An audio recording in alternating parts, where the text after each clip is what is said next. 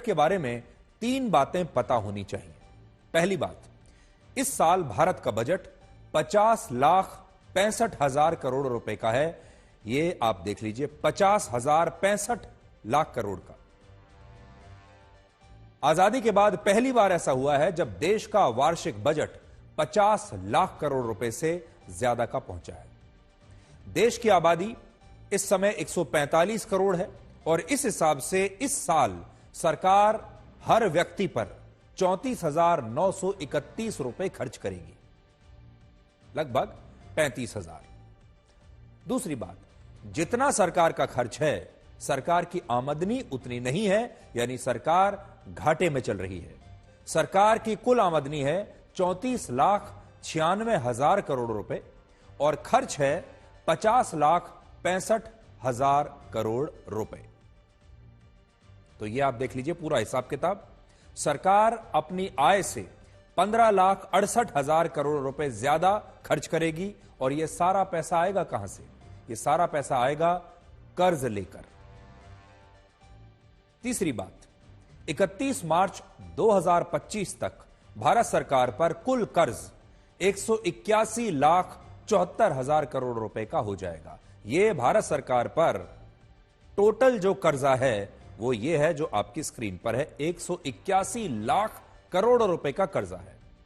भारत की पूरी अर्थव्यवस्था 324 लाख करोड़ रुपए की है और यह कर्ज हमारी अर्थव्यवस्था के 56% के बराबर है। भारत में औसतन हर व्यक्ति पर 1,25,000 करोड़ रुपए का कर्ज है इस हिसाब से। हालांकि यह स्थिति दूसरे देशों के मुकाबले बहुत बेहतर है। तो पूरे आंकड़े आज आपके सामने होने चाहिए। भारत सरकार पर कर्ज तो है, उस लिहाज से अगर हम उस कर्ज को बराबर बांट दें तो आपके ऊपर भी कर्ज है। लेकिन बाकी देशों में क्या स्थिति है जरा देख लीजिए। अमेरिका में प्रति व्यक्ति पर औसतन 90 लाख रुपए का कर्ज है। चीन में 9 लाख रुपए का कर्ज है। ब्रिटेन में हर व्यक्ति पर 42 लाख रुपए का कर्ज है। खास बात यह है कि भारत पर दूसरे देशों का जो कर्ज है वो बहुत ही मामूली है। लेकिन पहले आप इस स्क्रीन पर यह देख लीजिए, बाकी देशों में प्रति व्यक्ति जो कर्ज है वो लगभग कितना है, अमेरिका के मुकाबले भारत में कितना है, वो पहले आप यहां जरा देख लीजिए। अब आगे बढ़ते हैं। हमारा आंतरिक कर्ज 175 लाख करोड़ रुपए का है और विदेशी कर्ज सिर्फ 6,20,000 करोड़ रुपए का है। यह आप देख लीजिए, कुल कर्ज 181 लाख करोड़ का, आंतरिक कर्ज जो है इसमें से वो 175 लाख करोड़ रुपए का हमने अपने देश से ही कर्ज लिया हुआ है, अलग अलग इंस्टीट्यूशन से। अगर कोई देश हम पर कर्ज लौटाने के लिए दबाव बनाता है तो हम बिल्कुल दबाव में नहीं आएंगे, क्योंकि हमारा विदेशी कर्ज बहुत कम है। तो आपने देख लिया कि विदेशी कर्ज हमारा बहुत मामूली है और जो सारा जो कर्ज है हमारा ज्यादातर वो हमने अपने देश से ही लिया हुआ है। अब आपको यह बताते हैं कि आज पूरे देश में 12 लाख की चर्चा क्यों हो रही है। इस सरकार ने बजट में ऐलान किया है कि अब से अधिकतम 12 लाख रुपए की सालाना आय पर कोई इनकम टैक्स नहीं लिया जाएगा। यह छूट पहले 7 लाख रुपए तक की सालाना आय पर लागू होती थी, यानी आज 7 लाख से इस छूट को 12 लाख कर दिया गया है। हमने आपको एक दिन पहले ही यह बताया था कि सरकार बजट में कुछ इस तरह की घोषणा मिडिल क्लास के लिए कर सकती है और आज वैसा ही हुआ है। इसलिए जो आज का दिन है यह असल में मिडिल क्लास का दिन है और मिडिल क्लास के लोगों का दिन है, क्योंकि वो आज बहुत खुश होंगे। पिछली सरकारों में यह छूट बहुत कम लोगों को मिला करती थी। अब देखिए कैसे यह बढ़ती चली गई। वर्ष 2005 में यूपीए की सरकार में 1 लाख रुपए तक की सालाना आय पर कोई टैक्स नहीं लगता था, 1 लाख। फिर वर्ष 2012 में इस छूट को 1 लाख से बढ़ाकर 2 लाख रुपए किया गया। मोदी सरकार ने वर्ष 2014 में इसे 2 लाख से 2.5 लाख किया। 2019 में 2.5 लाख से 5 लाख किया। 2023 में 7 लाख रुपए किया और अब 2025 में इसे 7 लाख से 12 लाख कर दिया गया है। तो जो छूट 2005 में 1 लाख रुपए की हुआ करती थी, 2012 में 2 लाख रुपए पर छूट मिलती थी, वो अब 2 लाख से बढ़कर 12 लाख हो चुकी है, अगर आप 2012 से 2025 की तुलना करें तो। अगर आप इस ग्राफ को देखेंगे तो आपको पता चलेगा कि मौजूदा सरकार ने मिडिल क्लास को इनकम टैक्स से सबसे ज्यादा राहत दी है, और इस बार तो सरकार ने सबको हैरान ही कर दिया है। अब हमारे देश में जिन लोगों की हर महीने की आय 1 लाख रुपए तक होगी, उन्हें सरकार को कोई इनकम टैक्स नहीं देना। आप भी अपना देख लीजिए, अगर आपकी आय 1 लाख रुपए महीना है तो आपको कोई इनकम टैक्स नहीं देना है। 145 करोड़ के भारत में सिर्फ 2 करोड़ 81 लाख लोग ही ऐसे हैं जो सरकार को इनकम टैक्स देते हैं। यह पूरे देश की कुल आबादी का सिर्फ 1.9% है। तो यह भी आप जान लीजिए, हमारे पूरे देश में सिर्फ 1.9% लोग ही इनकम टैक्स देते हैं। इनमें भी ऐसे टैक्स पेयर्स की संख्या लगभग 1 करोड़ तक हो सकती है जिनकी सालाना आमदनी 7 लाख से 12 लाख रुपए के बीच है। यानी आज जो छूट दी गई है 12 लाख की सीमा पर, उससे कितने लोगों पर असर पड़ेगा? लगभग 1 करोड़ लोगों पर। इसका मतलब यह है कि देश में जो 2 करोड़ 81 लाख लोग अब तक सरकार को इनकम टैक्स दिया करते थे, उनमें से 1 करोड़ लोग आज से टैक्स के दायरे से बाहर निकल जाएंगे, और अब से देश में टैक्स पेयर्स की संख्या 2 करोड़ 81 लाख से घटकर 1 करोड़ 81 लाख रह जाएगी, जो कुल आबादी का सिर्फ 1.2% होगा। इसमें अगर कुछ वृद्धि हो सकती है तो उनकी जो नए लोग 12 लाख से ऊपर में आएंगे, उस सेगमेंट में हो सकता है वो नए टैक्स पेयर जरूर होंगे। अब आज के इस फैसले से इनकम टैक्स कलेक्शन भी सीधे सीधे लगभग 1 लाख करोड़ रुपए कम हो जाएगा, और ये आंकड़े खुद ही सरकार ने दिए हैं। सरकार के मुताबिक इनकम टैक्स से पिछले साल उसे 10.5 लाख करोड़ रुपए की आमदनी हुई थी, सिर्फ इनकम टैक्स लेकर। जो 1.9% लोग इनकम टैक्स देते हैं, उनका इनकम टैक्स होता है लगभग 10 लाख करोड़। लेकिन आज के फैसले के बाद इनकम टैक्स का कलेक्शन 1 लाख करोड़ रुपए कम हो जाएगा, यानी अब यह लगभग 9 लाख करोड़ रह जाएगा। अभी इस फैसले का विश्लेषण 2 प्रकार से हो रहा है। कुछ लोगों को लगता है कि सरकार, जो मोदी सरकार है, ये कुछ भी काम बिना सोचे समझे नहीं करती, जरूर इसके पीछे दिल्ली का चुनाव होगा, क्योंकि अभी कुछ ही दिन के बाद दिल्ली का चुनाव होने वाला है। अब 2.5 करोड़ की आबादी वाली दिल्ली में 15 लाख लोग ऐसे हैं जो सरकार को इनकम टैक्स देते हैं, और एक अनुमान है कि इन 15 लाख में से 6 लाख लोगों को अब से सरकार को कोई इनकम टैक्स नहीं देना होगा आज के फैसले के बाद। अब अगर हम ये मान भी लें कि इन 6 लाख टैक्स पेयर्स के परिवारों में कम से कम 4 सदस्य भी होंगे, तो इससे दिल्ली में 24 लाख लोगों पर सीधे सीधे इस छूट का असर होगा।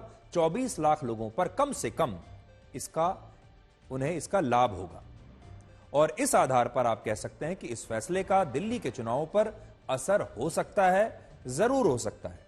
हालांकि एक बड़ा सवाल आपके मन में यह जरूर आएगा कि अगर मोदी सरकार को चुनाव ही जीतना होता तो यह ऐलान वो वर्ष 2024 के उस बजट में भी कर सकती थी जो लोकसभा चुनाव से पहले पेश हुआ था, और इसके जरिए लोकसभा चुनाव में फायदा ले सकती थी।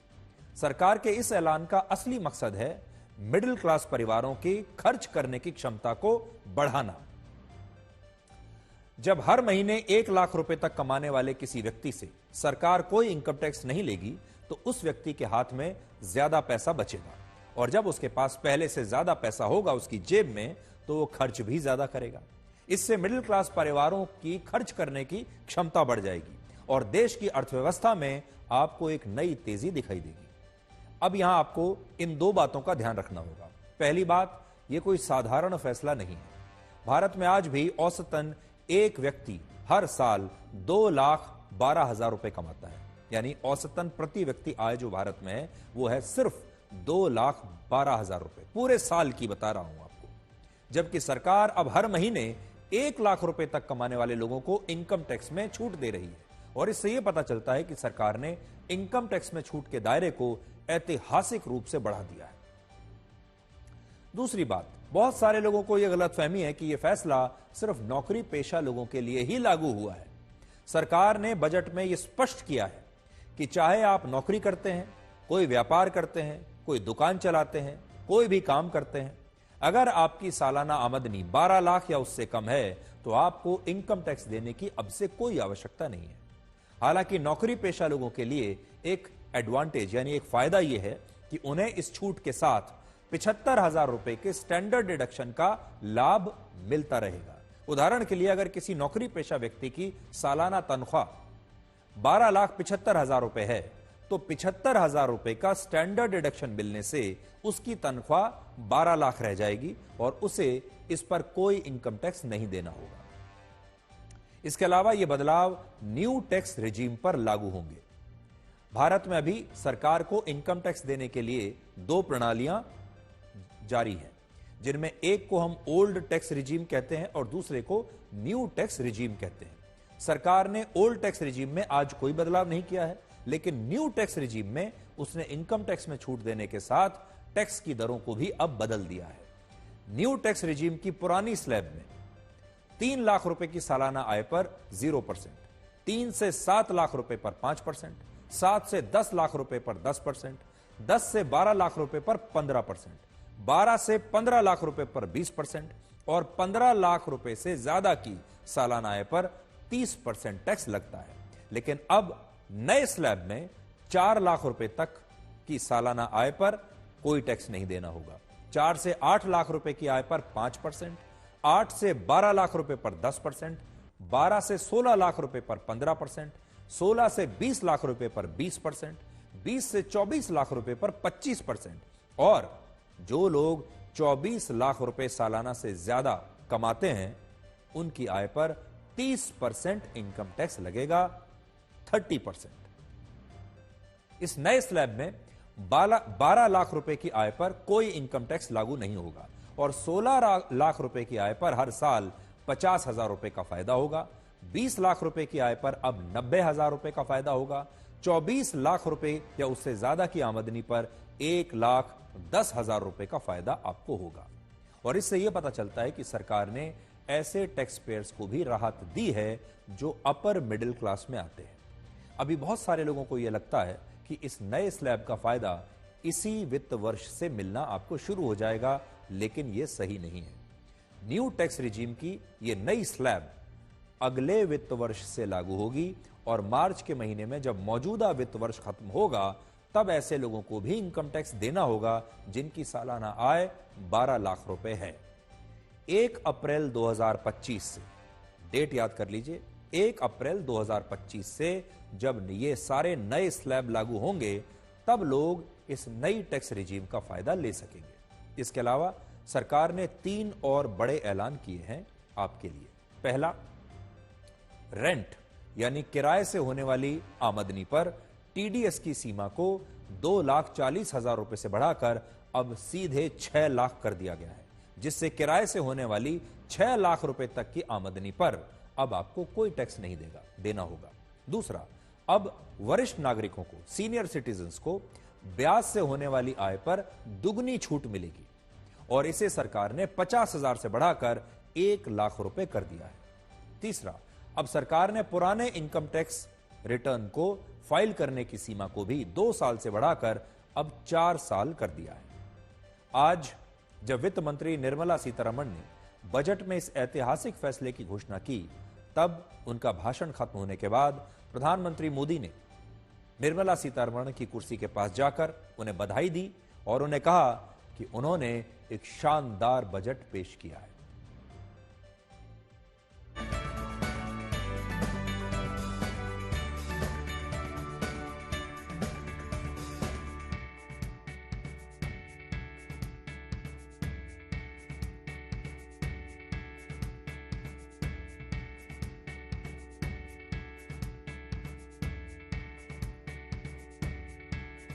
The middle class provides strength for India's growth. This government, under the leadership of Prime Minister Modi, has always believed in the admirable energy and ability of the middle class in nation building. In recognition of their contribution,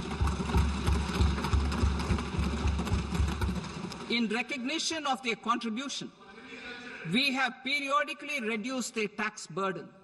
Right after 2014, the nil tax slab was raised to 2.5 lakhs of rupees, which was further raised to 5 lakh rupees in 2019 and to 7 lakh rupees in 2023. This is reflective of our government's trust on the middle-class taxpayers. I am now happy to announce that there will be no income tax payable up to income of 12 lakh rupees.